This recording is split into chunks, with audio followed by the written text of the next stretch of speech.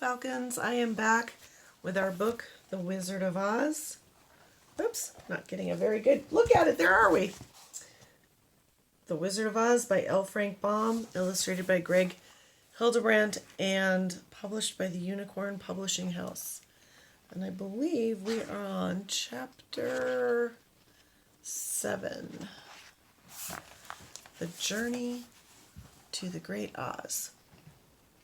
So we're going to read chapter 7 and chapter 8. So the gang is all together. Dorothy has found and rescued the Scarecrow, and they found the Tin Men, and then the Cowardly Lion found them, and now they are all together. They were obliged to camp out that night under a large tree in the forest, for there were no houses near. The tree made a good, thick covering to protect them from the dew, and the Tin Woodman chopped a great pile of wood with his axe, and Dorothy built a splendid fire that warmed her and made her feel less lonely. She and Toto ate the last of their bread, and now she did not know what they would do for breakfast. "If you wish," said the lion, "I will go into the forest and kill a deer for you. You can roast it by the fire, since your tastes are so peculiar that you prefer cooked food, and then you will have a very good breakfast." "Don't! Please don't!" begged the Tin Woodman. "I would certainly weep if you killed a poor deer, and then my jaws would rust again." But the lion went away into the forest and found his own supper, and no one ever knew what it was, for he didn't mention it. And the Scarecrow found a tree full of nuts and filled Dorothy's basket with them, so that she would not be hungry for a long time. She thought this was very kind and thoughtful of the Scarecrow, but she laughed heartily at the awkward way in which the poor creature picked up the nuts. His padded hands were so clumsy and the nuts were so small that he dropped almost as many as he put into the basket. But the Scarecrow did not mind how long it took him to fill the basket, for it enabled him to keep away from the fire, as he feared a spark might get into his straw and burn him up. So he kept a good distance away from the flames, and only came near to cover Dorothy with dry leaves when she lay down to sleep. These kept her very snug and warm, and she slept soundly until morning. When it was daylight, the girl bathed her face in a little rippling brook, and soon after they all started toward the Emerald City. This was to be an eventful day for the travelers. They had hardly been walking an hour when they saw before them a great ditch that crossed the road and divided the forest as far as they could see on either side. It was a very wide ditch, and when they crept up to the edge and looked into it, they could see it was also very deep, and there were many big jagged rocks at the bottom. The sides were so steep that none of them could climb down, and for a moment it seemed their journey must end. "What shall we do?" asked Dorothy despairingly. "I haven't the faintest idea," said the Tin Woodman, and the lion shook his shaggy mane and looked thoughtful. But the Scarecrow said, "We cannot fly, that is certain. Neither can we climb down into this great ditch. Therefore, if we cannot jump over it, we must stop where we are." "I think I could jump over it," said the Cowardly Lion, after measuring the distance carefully in his mind. "Then we are all right," answered the Scarecrow, "for you can carry us all over on your back one at a time." "Well, I'll try it," said the lion. "Who will go first?" "I will," declared the Scarecrow, "for if you found that you could not jump over the gulf, Dorothy would be killed, or the Tin Woodman badly dented on the rocks below. But if I am on your back, it will not matter so much, for the fall would not hurt me at all." "I'm terribly afraid of falling myself," said the Cowardly Lion, "but I suppose there is nothing to do but try it. So get on my back and we will make the attempt." The Scarecrow sat upon the lion's back, and the big beast walked to the edge of the gulf and crouched down. "Why don't you run and jump?" asked the Scarecrow. "Because that isn't the way we lions do these things," he replied. Then, giving a great spring, he shot through the air and landed safely on the other side. They were all greatly pleased to see how easily he did it, and after the Scarecrow had got down from his back, the lion sprang back across the ditch. Dorothy thought she would go next, so she took Toto in her arms and climbed on the lion's back, holding tightly to his mane with one hand. The next moment it seemed as if she was flying through the air, and then, before she had time to think about it, she was safe on the other side. The lion went back a third time and got the Tin Woodman, and then they all sat down for a few moments to give the great beast a chance to rest, for his great leaps had made his breath short, and he panted like a big dog that has been running too long. They found the forest very thick on this side, and it looked dark and gloomy. After the lion had rested, they started along the road of yellow bricks, silently wondering, each in his own mind, if they ever would come to the end of the woods and reach the bright sunshine again. To add to their discomfort, they soon heard strange noises in the depths of the forest, and the lion whispered to them that it was in this part of the country that the Kalidahs lived. "What are the Kalidahs?" asked the girl. "They are monstrous beasts with bodies like bears and heads like tigers," replied the lion, "and with claws so long and sharp that they could tear me in two as easily as I could kill Toto. I'm terribly afraid of the Kalidahs." "I'm not surprised that you are," returned Dorothy. "They must be dreadful beasts." The lion was about to reply when suddenly they came to another gulf across the road, but this one was so broad and deep that the lion knew at once that he could not leap across it. So they sat down to consider what they should do, and after serious thought the Scarecrow said, "Here is a great tree standing close to the ditch. If the Tin Woodman can chop it down so that it will fall to the other side, we can walk across it easily." "That is a first-rate idea," said the lion. "One would almost suspect you had brains in your head instead of straw." The woodman set to work at once, and so sharp was his axe that the tree was soon chopped nearly through. Then the lion put his strong front legs against the tree and pushed with all his might, and slowly the big tree tipped and fell with a crash across the ditch, with its top branches on the other side. They had just started to cross this little bridge when a sharp growl made them all look up, and to their horror they saw running toward them two great beasts with bodies like bears and heads like tigers. "They are the Kalidahs," said the Cowardly Lion, beginning to tremble. "Quick," cried Scarecrow, "let us cross over." So Dorothy went first, holding Toto in her arms. The Tin Woodman followed, and the Scarecrow came next. The lion, although he was certainly afraid, turned to face the Kalidahs, and then he gave so loud and terrible a roar that Dorothy screamed, and the Scarecrow fell over backwards, while even the fierce beasts stopped short and looked at him in surprise. But seeing they were bigger than the lion, and remembering that there were two of them and only one of him, the Kalidahs again rushed forward, and the lion crossed over the tree and turned to see what they would do next. Without stopping an instant, the fierce beasts also began to cross the tree, and the lion said to Dorothy, "We are lost, for they will surely tear us to pieces with their sharp claws. But stand close behind me, and I will fight them as long as I am alive." "Wait a minute," cried the Scarecrow. He had been thinking what was best to be done, and now he asked the woodman to chop away the end of the tree that rested on their side of the ditch. The Tin Woodman began to use his axe at once, and just as the two Kalidahs were nearly across, the tree fell with a crash into the gulf, carrying the ugly, snarling brutes with it, and both were dashed to pieces on the sharp rocks at the bottom.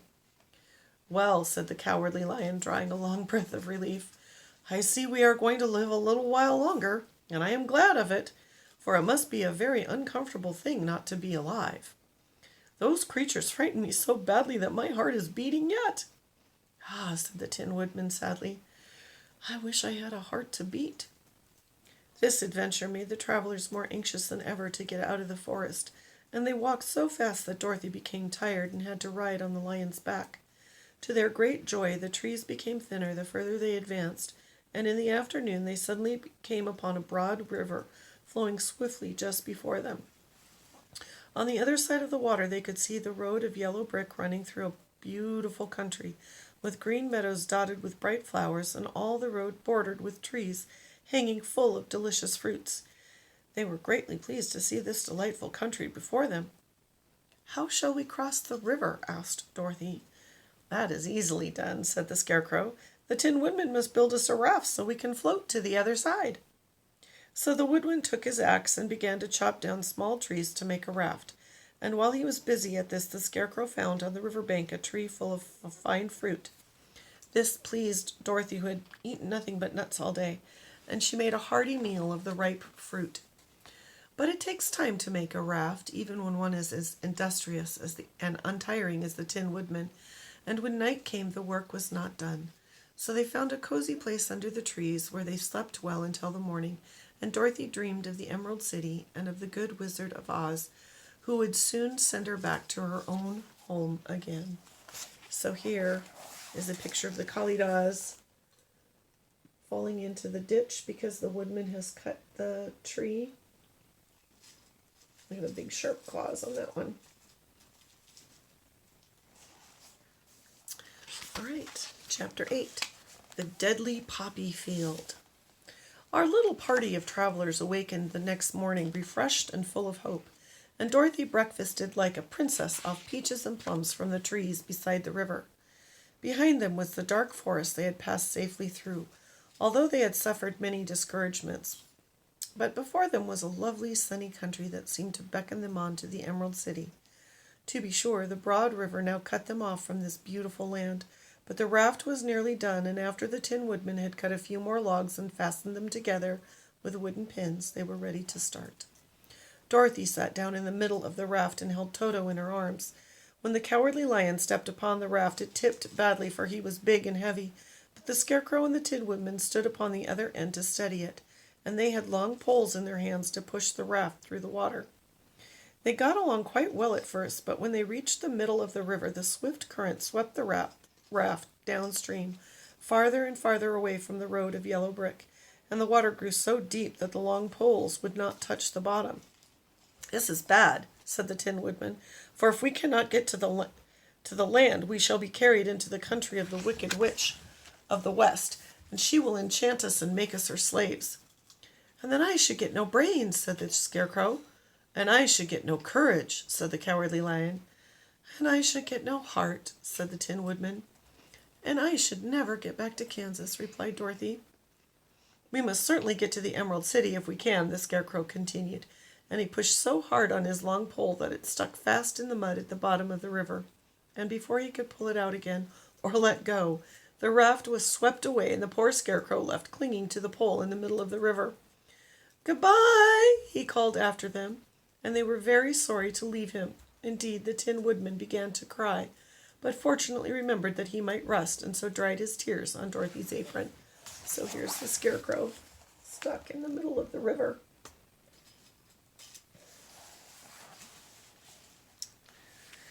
Of course, this was a bad thing for the Scarecrow. "I am no worse off than I was when I first met Dorothy," he thought. "Then I was stuck on a pole in a cornfield where I could make believe scare the crows at any rate. But surely there is no use for a Scarecrow stuck on a pole in the middle of a river. I am afraid I shall never have any brains after all." Down the stream the raft floated, and the poor Scarecrow was left far behind. Then the Lion said, "Something must be done to save us. I think I can swim to the shore and pull the raft after me, if you will only hold fast to the tip of my tail." So he sprang into the water, and the Tin Woodman caught fast hold of his tail, when the Lion began to swim with all his might toward the shore. It was hard work, although he was so big, but by and by they were drawn out of the current, and then Dorothy took the Tin Woodman's long pole and helped push the raft to land. They were all tired out when they reached the shore at last and stepped off upon the pretty green grass, and they also knew that the stream had carried them a long way past the road of yellow brick that led to the Emerald City. "What shall we do now?" asked the Tin Woodman as the Lion lay down on the grass to let the sun dry him. "Well, we must get back to the road in some way," said Dorothy. "The best plan will be to walk along the river bank until we come to the road again," remarked the Lion. So when they were rested, Dorothy picked up her basket and they started along the grassy bank back to the road from which the river had carried them. It was a lovely country with plenty of flowers and fruit trees and sunshine to cheer them, and they had not felt so sorry for this. And had they not felt so sorry for the poor Scarecrow, they would have been very happy. As they walked along as fast as they could, Dorothy only stopping once to pick a beautiful flower, and after a time the Tin Woodman cried out, "Look!" Then they all looked at the river and saw the Scarecrow perched upon his pole in the middle of the water, looking very lonely and sad. "What can we do to save him?" asked Dorothy. The Lion and the Woodman both shook their heads, for they did not know. So they sat down upon the bank and gazed wistfully at the Scarecrow until a stork flew by, which, seeing them, stopped to rest at the water's edge. "Who are you, and where are you going?" asked the stork. "I am Dorothy," answered the girl, "and these are my friends, the Tin Woodman and the Cowardly Lion, and we are going to the Emerald City."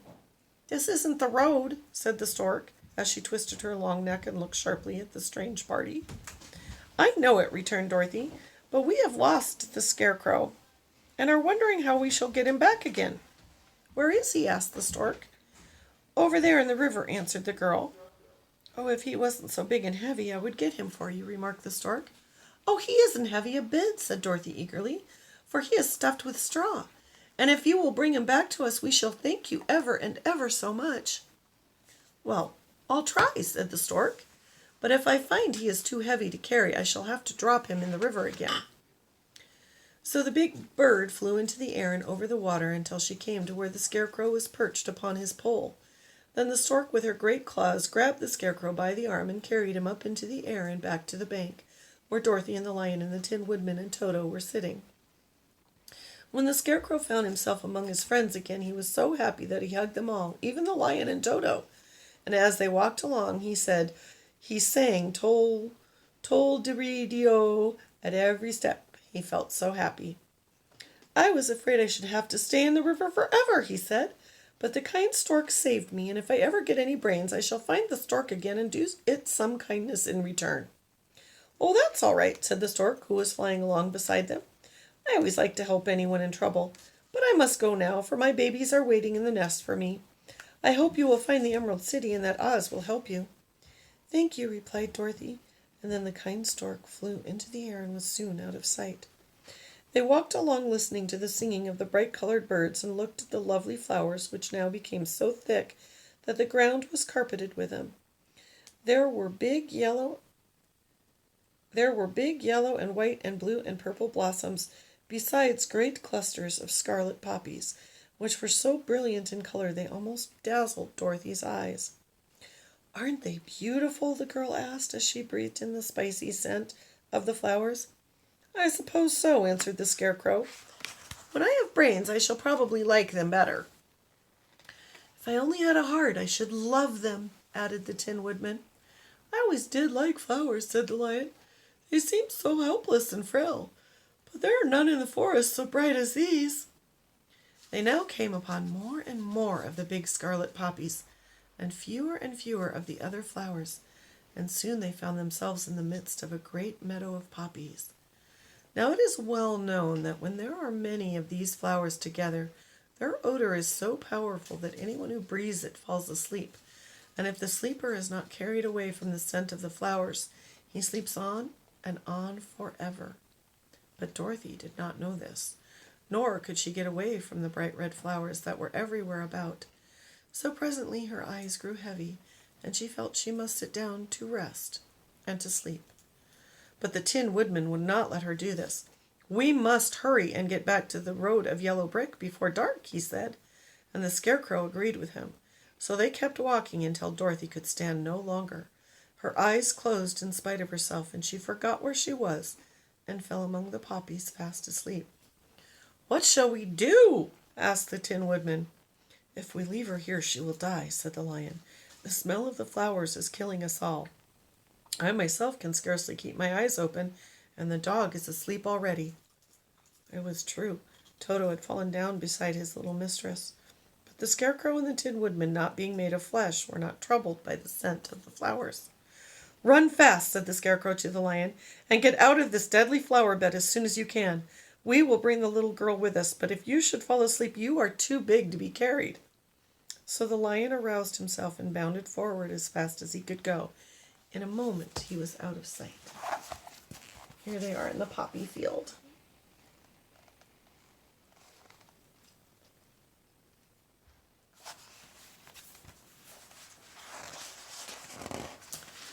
Let us make a chair with our hands and carry her, said the Scarecrow. So they picked up Toto and put the dog in Dorothy's lap, and then they made a chair with their hands for the seat and their arms for the arms, and carried the sleeping girl between them through the flowers. On and on they walked, and it seemed that the great carpet of deadly flowers that surrounded them would never end. They followed the bend of the river, and at last came upon their friend the Lion, lying fast asleep among the poppies. The flowers had been too strong for the huge beast, and he had given up at last, and fallen only a short distance from the end of the poppy bed, where the sweet grass spread in beautiful green fields before them. "We can do nothing for him," said the Tin Woodman sadly, "for he is much too heavy to lift. We must leave him here to sleep on forever, and perhaps he will dream that he has found courage at last." "I am sorry," said the Scarecrow. The lion was a very good comrade for one so cowardly. But let us go on."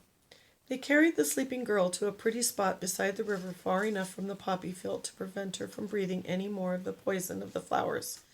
And here they laid her gently on the soft grass and waited for the fresh breeze to awaken her. So that is the end of chapter 8. Next time we will read 9 and 10. Again, another small difference in the story, having to cross the ditches and cross the river, which we didn't see at all in the movie. But the poppy field is definitely familiar. So I hope you are enjoying this so far, and until the next time.